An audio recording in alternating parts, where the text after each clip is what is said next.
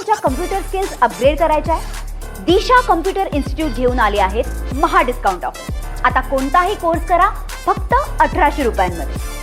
कांदा उत्पादक शेतकऱ्यांचा आज नाशिकच्या चांदवडमध्ये मोर्चा होतोय. रोहित पवार नाशिकमध्ये दाखल झालेले आहेत आणि आजच्या या मोर्चाचं नेतृत्व ते करतात. रोहित दादा, महत्त्वाचा हा सगळा विषय आहे. 3000 रुपये हमीभाव मिळावा अशी आपली मागणी आहे.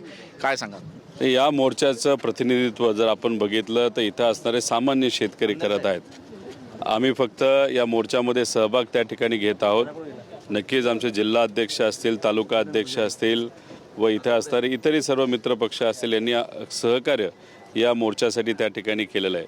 एक तुम्ही बघा, 19 तारखेचा मोर्चा आपला लासलगावचा झाला, 18ला मोर्चा झाला.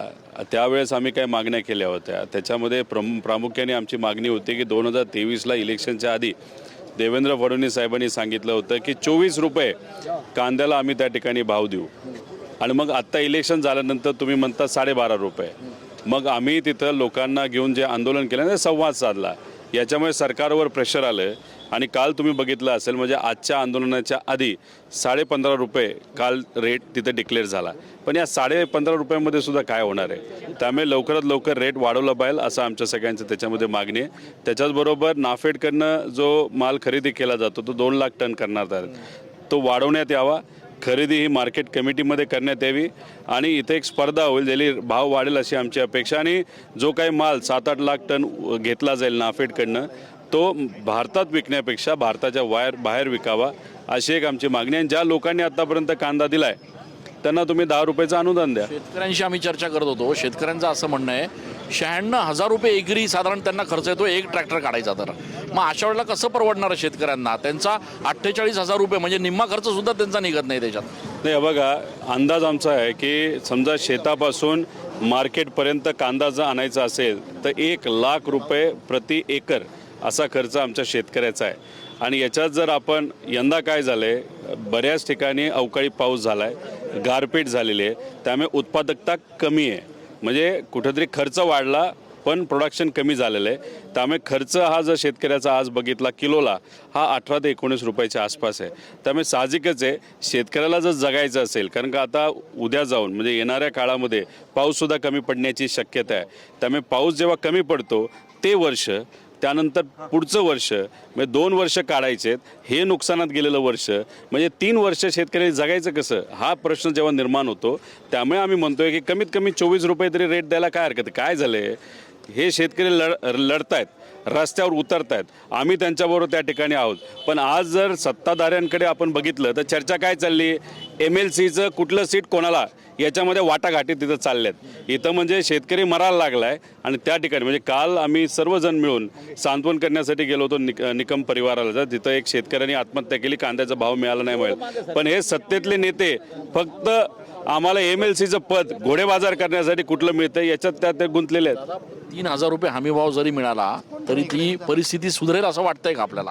नाही, शेवटी आज आमचा शेतकरी जगला पाहिजे आणि मग जगण्यासाठी आपल्याला शेतकऱ्याला जी मदत त्या ठिकाणी करता येईल ती नक्कीच केली पाहिजे. कारण तुम्ही जर बघितलं खताचे भाव वाढलेत, त्यानंतर उत्पादकता कमी झालेली आहे, त्याच्याचबरोबर कुठेही जे काय पिकतं त्याला भाव त्या ठिकाणी मिळत नाही.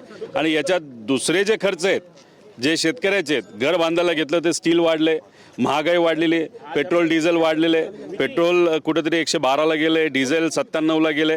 त्याच्यात डिझेलसाठी रांगा कराव्या लागतात आणि मग रांगा करून प्रामाणिकपणे डिझेल घेण्यासाठी जेव्हा शेतकरी जातो, मशागत त्या शेतामध्ये करायची असते, तर काही नेते म्हणतात काळा बाजार हे शेतकरी करतात. म्हणजे हे बोलणारे नेते स्वतः किती काळा बाजार करतात हे दुनियाला माहिती आहे. म्हणजे शेतकऱ्यावर बऱ्याच काही गोष्टी खापर फोडून मोकळे होतात. पण विषय काय, आज शेतकऱ्याच्या पाठीमागे कुणीतरी उभं राहिलं पाहिजे. शेतकरी अडचणीत आला तर मजूर अडचणीत येतो, मजूर शेतकरी अडचणीत आला व्यापारी अडचणीत येतो, आणि ग्रामीण अर्थव्यवस्था अडचणीत आल्यानंतर मग बरेच प्रश्न निर्माण होतात, आरोग्यापासून मुलांच्या शिक्षणापर्यंत. त्यामुळे या सगळ्या गोष्टींकडे सरकारचं लक्ष गेलं पाहिजे. नाफेडकडनं खरेदीच होत नाहीये कांद्याची असा देखील आक्षेप आहे. शासनाकडनं त्यांना आदेश दिला जातो पण प्रत्यक्ष खरेदीच केली जात नाही. नाही, नाफेडचं घोळ अजून एक तुम्हाला सांगतो. ते काय करतात, काही ठराविक प्रायव्हेट लोकांबरोबर टायअप करतात. प्रायव्हेट लोकांबरोबर टायअप केल्यानंतर ते मार्केटमध्ये, आता तुम्ही मार्केटमध्ये जाऊन विचारा शेतकऱ्याला, 5 रुपयाला कांदा विकतायत, कोणी 4 रुपयाला विकतंय, कोणी 6 रुपयाला विकतंय. याच्यात मग हे प्रायव्हेट लोक हाच कांदा स्वस्तात शेतकऱ्याकडनं 4-5 रुपयाला तिथं घेतात, नाही तर इथल्या व्यापाऱ्याकडनं घेतात. आणि मग उद्या जाऊन जेव्हा आता 12.5 रुपये रेट देवेंद्र फडणवीस साहेबांनी डिक्लेअर केला, आता तो 15.5वर गेला आंदोलन आम्ही सगळ्यांनी केल्यानंतर. आता मग हाच 5 रुपयाचा कांदा शेतकऱ्याच्या नावं वेगळी दाखवून तो कांदा परत एकदा त्या ठिकाणी विकत घ्यायचा, आणि जेणेकरून सरकारकडनं 15.5 रुपये घ्यायचे. कांदा तर माल 5 रुपयाला घेतलेला असो, 10 रुपयाचा नफा, म्हणजे एवढ्या प्रमाणात मोठ्या प्रमाणात नफेखोरी होती. म्हणून आमच्या सगळ्यांचं मत आहे की मार्केट कमिटीमध्ये कांदा जर घेतला, एकतर स्पर्धा होते, दुसरं पारदर्शकता येते, शेतकऱ्याला कळतं अरे नाफेड किती रुपयाला घेते, कसं काय. त्यामुळे हे जे काय नफा, आता तुम्हाला खरात माहिती प्रकरण, तो भोंदूबाबा खरात, कॅप्टन खरात, त्याचंसुद्धा एका कॉन्ट्रॅक्टर बरोबर, म्हणजे नाफेडचा कॉन्ट्रॅक्टर बरोबर व्यवहार होते, आणि तो सुद्धा कांदा खरेदी करायचा, आणि तो सुद्धा त्याच्यामध्ये भ्रष्टाचारामध्ये इन्वॉल्ड आहे. मग हे पैसे कमवणारे लोक सगळे मोठे, आणि अडचणीत मात्र आमचा शेतकरी येतो, अशी आजची परिस्थिती आहे. आजच्या आंदोलनाचं स्वरूप काय नाही, स्वरूप काहीच नाही. आता कसं असतं की नाफेड हे दिल्ली सरकारच्या अंतर्गत येतं, म्हणजे केंद्र सरकारच्या अंतर्गत येतं.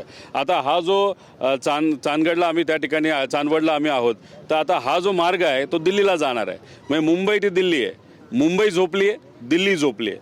मग आमचं मत आहे की शेतकरी आणि आम्ही सगळेजण मिळून रस्ताच थांबवतो, म्हणजे दिल्लीला जाणारा मार्गच जर थांबवला, कदाचित दिल्ली म्हणजे केंद्र सरकार जागून उठेल, आणि मुंबईला सुद्धा कुठेतरी प्रेशर आलं तर मुंबई जागून उठेल. म्हणजे आपलं महाराष्ट्र सरकार, या सरकारला जाग करण्याची खऱ्या अर्थाने वेळ आहे. काही दिवसांपूर्वी 18 तारखेला आम्ही आंदोलन केलं, ते ट्रेलर होतं, हा एक मोठा ट्रेलर असणार आहे. आणि ह्याच्यानंतर सुद्धा जर सरकार हे जागं झालं नाही, मग काहीतरी वेगळं त्या ठिकाणी करावं लागेल. या झोपलेलं सरकार, नाही तर झोपेचं सोंग घेणाऱ्या सरकारला खऱ्या अर्थाने जागा करावं लागेल. नाही तर दुर्दैव असं की आज आपण शेतकऱ्यांच्या डोळ्यामध्ये पाण्याचे अश्रू बघतो, उद्या रक्ताचे अश्रू याला तिथं वेळ लागणार नाही. कालच एका शेतकऱ्याला आत्महत्या केलेली आहे. त्यामुळे शेतकऱ्याकडे, कष्टकऱ्यांकडे बघून या सरकारने जागं व्हावं आणि यांना सहकार्य करावं, अशी आमच्या सगळ्यांची भूमिका. आज आमचा पक्ष आहे, शशिकांत शिंदे साहेब आमच्या पक्षाकडनं येत आहेत, त्याच्याचबरोबर काँग्रेसकडनं हे सपकाळ साहेब जे प्रदेश अध्यक्ष ते येत आहेत, दानवे साहेब उद्धव ठाकरे शिवसेनेकडनं येत आहेत, त्या CPM-कडनं काय येतात, जिल्हा अध्यक्षांपासून तालुका अध्यक्षांपर्यंत व इथं असणाऱ्या मार्केट कमिटीच्या अध्यक्षांपासून ते सर्वच लोकांनी खूप मनापासून या विषयामध्ये लक्ष घातलेलं आहे. 18 तारखेला आंदोलन झालं म्हणून 3.5 रुपये वाढले, पेट्रोल 8 रुपयाले वाढलेले आहे. कांद्याच्या बाबतीत आम्ही प्रेशर टाकल्यानंतर फक्त 3.5 रुपये वाढून दिलेले आहेत. आता आमची मागणी आहे 15.5 रुपयावरनं तुम्ही डायरेक्ट 24 रुपयाला त्या ठिकाणी हा रेट घेऊन गेला पाहिजे.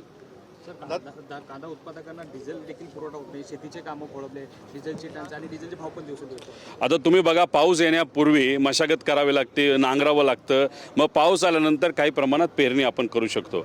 आता शेतकरी कधीही ट्रॅक्टर घेऊन पेट्रोल पंपावर तिथं जात नाही, कारण परवडत नाही. मग मोटरसायकलवर जायचं, कॅन घेऊन जायचं, कॅन भरायचे. एखाद्या ट्रॅक्टरमध्ये जर दिवसाचं पेट्रोल भरायचं असेल तर 50 लिटर पेट्रोल लागतं, डिझेल लागतं.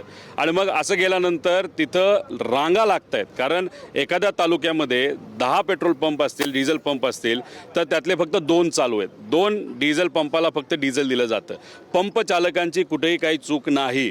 पंप चालक 5 टँकरचं ॲडव्हान्स दिल्यानंतर त्यांना 1 टँकर मिळतोय, तो सुद्धा 4 दिवसानंतर मिळतोय. आणि मग अशात काय होतं की रांगा तिथं होत आहेत. त्यात मग शेतकऱ्याला मशागत करायची, शेतीकडे लक्ष द्यायचं का तिथं रांगेत उभं राहायचं. आता हे मेलेडीसारखं तर नाही ना, मेलेडीचं पाकिट फुकट कोणालाही तुम्ही त्या ठिकाणी देता. इथं काय पेट्रोल फुकट मिळणार आहे का, डिझेल फुकट मिळणार आहे का? पैसे शेतकऱ्यालाच द्यायचे, रांगेत शेतकऱ्यालाच उभं राहायचे. काल तर मी बघितलं, बागलाणला गेलो होतो, लहान लहान पोरं बसली होती, कारण वडील शेतात काम करतायत, पोरं लाईनीत त्या ठिकाणी उभी आहेत, असं त्या ठिकाणी वातावरण. आणि ह्या लोकांना जे रांगेत उभे आहेत त्यांना काय म्हणते हे सरकार की हे काळा बाजार करतात. आता तुम्ही जर बघितलं, आता हे जे महाजन साहेब आहेत जे बोलून गेले, त्यांना नाशिकमध्ये त्यांनी जे काही तिथं नाशिकमध्ये आपलं देवाचा जो आता कार्यक्रम आहे कुंभमेळा, त्याच्यामध्ये यांनी जो भ्रष्टाचार केला, काळा बाजार केला, ते लवकरच आम्ही बाहेर त्या ठिकाणी काढू. त्यामुळे सामान्य लोकांना काळा बाजार केला, कुठं काय केलं असं कुठेही बोललं नाही. आम्ही त्याचा निषेध करतो आणि या सरकारला ह्या सगळ्या गोष्टी महागात पडतील एवढं या ठिकाणी सांगतो. शेतकऱ्यांनी आत्महत्या केली, कुठे केली, काल काय नाही, काल बागलाण तालुक्यामध्ये रोडे राहुड नाव जे आहे गाव जे आहे तिथं गुलाब निकम नावाचे एक शेतकरी होते. परवा संध्याकाळी त्यांनी आत्महत्या केली. त्यांना 3 मुलं आहेत, पत्नी आहे आणि अख्खा परिवार हा कुठेतरी रस्त्यावर आला अशी तिथं परिस्थिती आहे.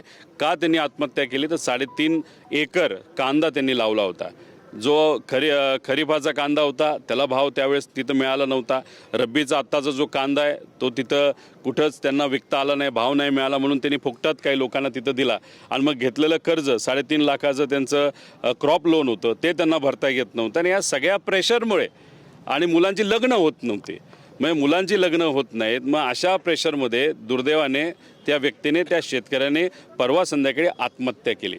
अधिकारी तिथं आले पण सरकारमधून एखादा नेता तिथं आला नाही. कारण नेत्यांना काय करायचं, आज कुठेही शेतकऱ्याचे कष्टकरी सामान्य लोकांचे अश्रू हे पुसायचे नाहीत. पण MLCचं तिकीट कोणाला किती मिळतंय, त्यात घोडेबाजार किती आपल्याला करता येतो, याच्यात मात्र हे सरकार व्यस्त आहे असं आपल्याला म्हणावं लागेल. आपण बँकेच्या मॅनेजरशी देखील चर्चा केली काल फोनवरनं. काय नेमकं समस्या? बघा, 2 प्रकारचं लोन आहे. एक त्यांना घराचं लोन आहे, कारण का 3 मुलं आहेत, 3ही मुलांची लग्न होत नव्हती. त्यामुळे त्यांना असं वाटलं की चला घर बरं बांधल्यानंतर असं कदाचित होईल की काही एखादा प्रस्ताव मुलीचा चांगला येऊ शकतो. त्यामुळे बिचाऱ्यांनी कर्ज काढून घर बांधलं. कारण का त्यांना तिथं घरकुलच्या अंतर्गत घर मिळत नव्हतं, 7 वर्ष झालं. मग त्यांनी त्याच्यासाठी लोन काढलं. त्याच्याचबरोबर त्यांनी क्रॉप लोन काढलं होतं. दोन्ही बँकेशी मी बोललो. एक तर क्रॉप लोन माफ व्हायलाच पाहिजे, महाराष्ट्र बँकेशी आम्ही बोललेलो आहे. IDFC बँकेला सुद्धा सांगितलेलं आहे की आपला हा शेतकरी आता आज आपल्यात नाही आहे, त्यांच्या बाबतीत सुद्धा तुम्ही संवेदनशील विचार करावा. घरकुलच्या बाबतीत मदत व्हावी तहसीलदारला सांगितलेलं आहे. आणि त्याच्याचबरोबर काही इतरही म्हणजे जसं पेन्शन ज्या पत्नी आहेत, विधवा पत्नी, त्यांना तिथं पेन्शन चालू व्हावी अशा सगळ्या मागण्या आम्ही केलेल्या आहेत. आणि आम्ही पाठपुरावा करणार जोपर्यंत त्या परिवाराला त्या ठिकाणी न्याय मिळत नाही. मला तुमच्या कम्प्युटर स्किल्स अपग्रेड करायच्या आहे? दिशा कम्प्युटर इन्स्टिट्यूट घेऊन आले आहेत महा डिस्काउंट ऑफर. आता कोणताही कोर्स करा फक्त 1800 रुपयांमध्ये.